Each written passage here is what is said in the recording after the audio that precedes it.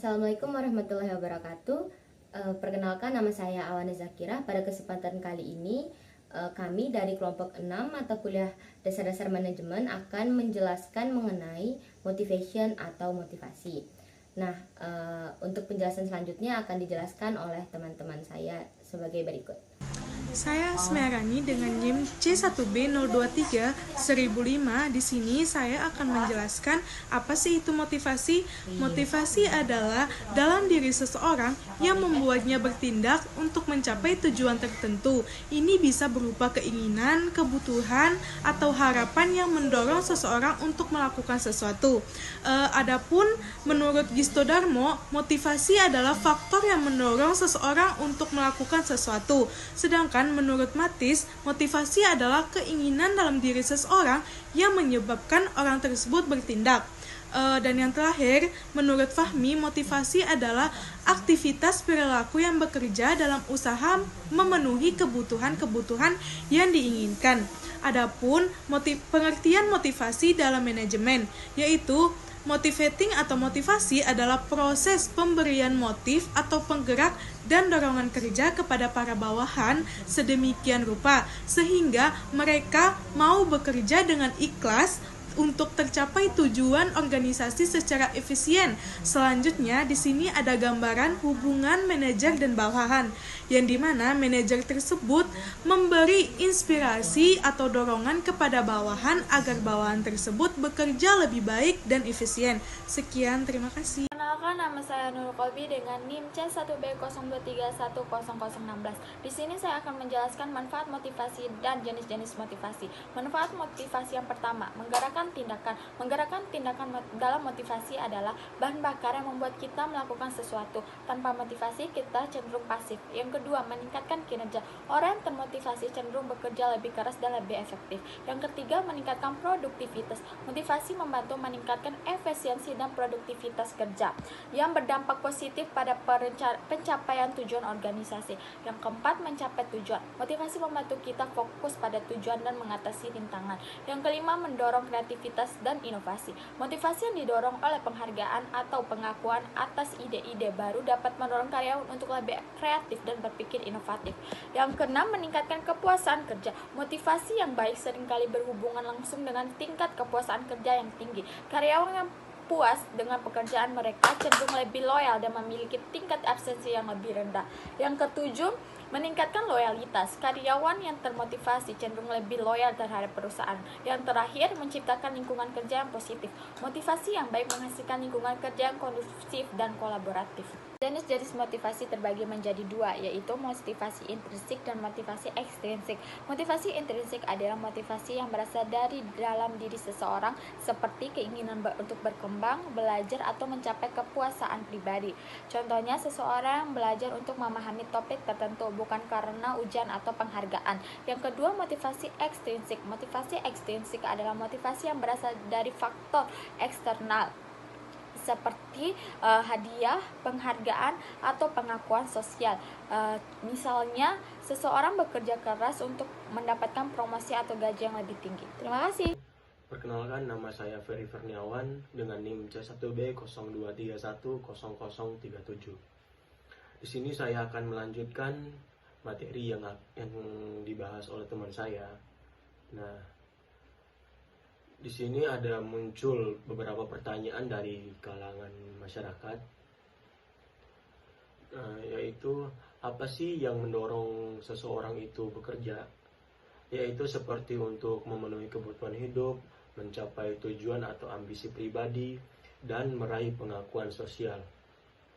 Selain itu, bekerja juga menjadi cara untuk mengembangkan potensi diri, menemukan makna hidup, dan merasakan kepuasan atas kontribusi yang diberikan.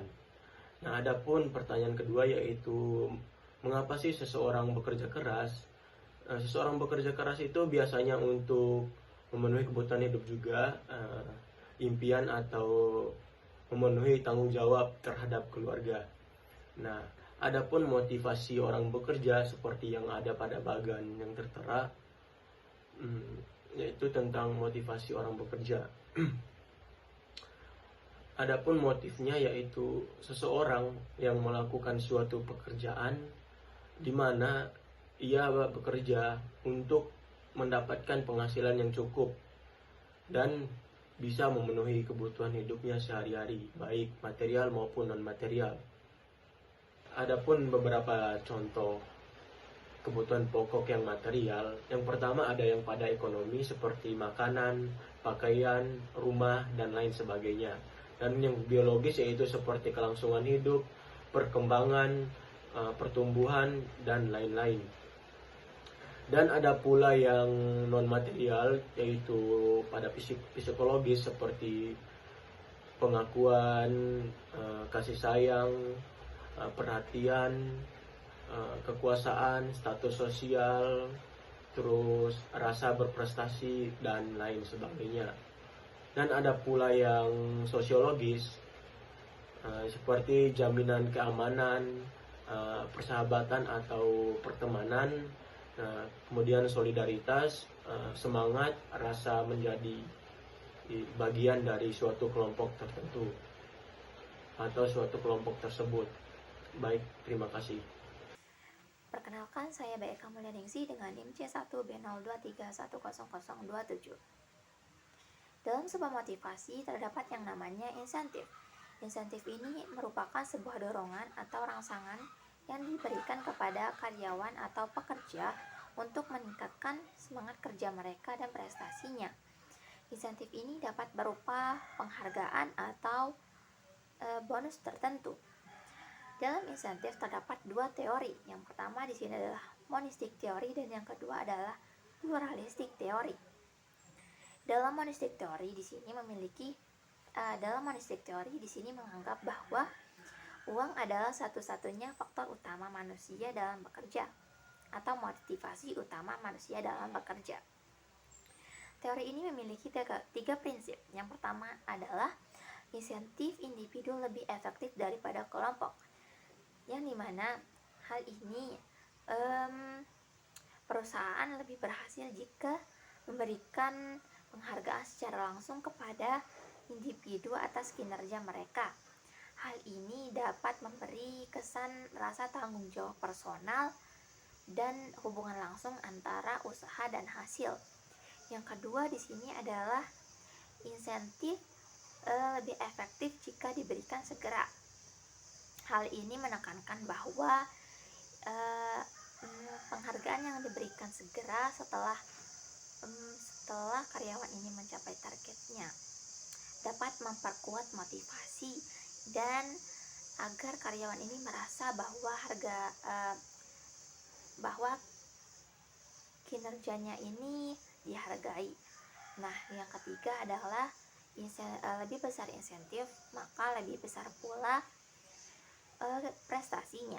Semakin tinggi nilai penghargaan yang diberikan perusahaan, maka makin besar pula dorongan karyawan untuk bekerja keras. Nah, dan yang terakhir ada pengakuan di sini seperti apresiasi atas pencapaian yang telah dilakukan. Terima kasih. Teori yang kedua adalah pluralistic teori. Pluralistic teori ini menganggap bahwa manusia bekerja bukan hanya untuk uang, melainkan untuk kebutuhan yang lain.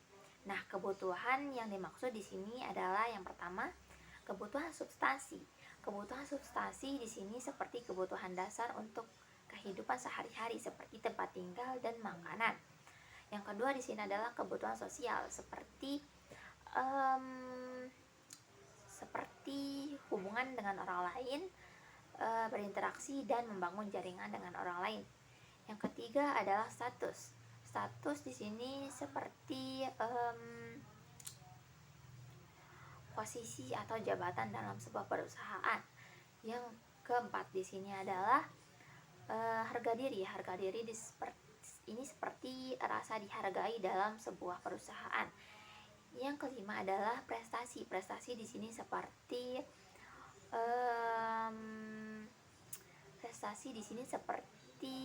dorongan untuk mencapai target, atau seperti dia nih harus sukses dalam perusahaan ini.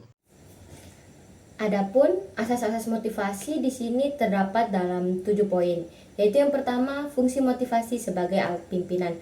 Maksudnya apa sih? Fungsi motivasi sebagai alat pimpinan itu di mana motivasi ini bisa menjadi alat untuk si pemimpin atau untuk si bos ini untuk memotivasi, untuk menggerakkan si karyawan-karyawannya menjadi pekerja yang jauh lebih baik lagi, yang jauh lebih kompeten, yang jauh lebih berproduktif. Lalu yang kedua yaitu tujuan motivasi untuk peningkatan prestasi dan produktivitas. Seperti penjelasan saya sebelumnya, bahwa motivasi ini, motivasi dari atasannya ini bisa membantu karyawannya untuk menjadi jauh lebih berprestasi dan memiliki produktivitas yang jauh lebih tinggi. Lalu poin yang ketiga yaitu objek motivasi adalah semua karyawan pada berbagai tingkatan. Nah, motivasi ini tidak berfokuskan kepada beberapa karyawan tertentu saja, namun motivasi sangat bisa untuk semua kalangan masyarakat dalam tingkatan apapun, entah itu karyawan tingkat yang masih rendah ataupun karyawan yang sudah jauh lebih tinggi, karena setiap orang itu sangat membutuhkan motivasi dalam bekerja, entah sebagai penyemangat, entah sebagai landasan untuk dia bekerja lebih baik, untuk meningkatkan produktivitasnya dan sebagainya. Lalu poin yang keempat yaitu pentingnya motivasi internal. Nah, motivasi ini tidak hanya bisa dilakukan oleh orang lain. Jadi motivasi tidak hanya bisa dilakukan oleh atasan kepada bawahan, ataupun terhadap orang yang pangkatnya lebih tinggi terhadap orang yang pangkatnya lebih rendah. Namun motivasi juga bisa berasal dari diri kita sendiri, di mana kita menyemangati diri kita sendiri, kita mencari motivasi tersebut supaya kita jauh lebih berprestasi, kita jauh lebih positif dalam melakukan hal-hal yang lain, dan jauh lebih bisa berproduktivitas begitu. Lalu poin yang kelima yaitu motivasi harus selaras dengan kebutuhan individu, di mana maksud dari poin ini kita tidak bisa mencari motivasi yang tidak berhubungan gitu. Misalkan saja kita ingin menjadi orang kaya misalkan, tapi justru kita diberi motivasi untuk menjadi anak yang berbakti, itu kan sangat tidak make sense, sangat tidak nyambung. Oleh sebab itu poin kelima ini yaitu motivasi harus selaras dengan kebutuhan individu. Poin keenam yaitu pemimpin ataupun bos dari suatu perusahaan ataupun organisasi harus memahami personal needs daripada si karyawan. Maksudnya setiap ingin memberi motivasi atau motivasi apa yang ingin diberikan oleh bos ataupun ketua perusahaan ini, mereka harus mengerti personal needs atau keinginan personal seperti apa yang dimiliki daripada si karyawan, sehingga motivasi yang diberikan oleh pemimpin bisa relevan dengan keinginan atau personal needs-nya dari karyawan tersebut. Poin ini hampir serupa dengan poin sebelumnya atau poin kelima. Lalu poin yang ketujuh atau poin yang terakhir yaitu memahami motivasi individual dan memahami pentingnya